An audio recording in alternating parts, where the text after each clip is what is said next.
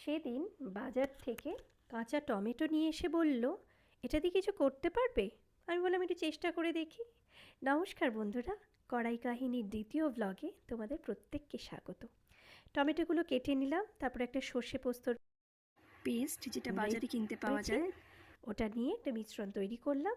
তারপরে ফ্রাইং প্যানে তেল গরম হলো, তাতে কালো জিরে শুকনো লঙ্কা দিলাম। সুন্দর গন্ধ বেরিয়ে আসার পর কাঁচা টমেটোগুলো দিয়ে দিলাম একে একে। তারপর একটু নেড়ে নিলাম ভালো করে, যাতে ফোড়নটা একদম মিক্স করে যায় ওটার মধ্যে। তারপরে তাতে সামান্য একটুখানি নুন দেব। নুন দেওয়ার পর তার সঙ্গে সঙ্গে আমি একটুখানি হলুদও দিয়েছিলাম। হলুদ দেওয়ার পর ভালো করে নেড়ে চেড়ে নেব। তারপর ঢাকনাটা দিয়ে যাতে একটুখানি জলটা বেরিয়ে আসার পর একটু শুকিয়েও যায় সেটুকুনি অপেক্ষা করেছিলাম। তারপর যখন শুকনো শুকনো হয়ে গেল, তখন ওই সর্ষে পোস্তর পেস্টটা দিয়ে ভালো করে নেড়ে নিলাম। কাঁচা লঙ্কা দিলাম, আর একটুখানি আমি চিনি দিয়েছিলাম।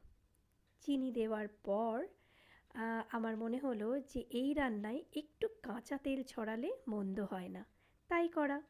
এবার কিন্তু আমার রান্নাটা রেডি। খেয়ে জানিও কেমন লাগলো। রান্না হয়ে যাওয়ার পর বারান্দায় গিয়ে দেখি, ওমা, একজন নতুন অতিথি, কি মিষ্টি দেখো। আসলে এই তীব্র গরমে ওরাও তো একটু ছায়া খোঁজে, তাই আমার এই টবটাতে সে নিশ্চিন্তে বসে আছে।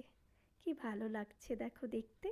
ভাবলাম তোমাদেরও একটু দেখাই যে পশু পাখিদেরও সত্যি তীব্র গরমে তাদেরও একটু আরাম প্রয়োজন। আর এই আরাম খোঁজা কোথায়? না আমার বারান্দায়। এটা কিন্তু দারুণ লাগলো আমার।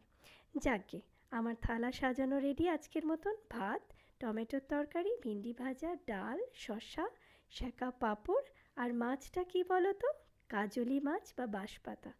আজকের মতন এইটুকুনি। টাটা।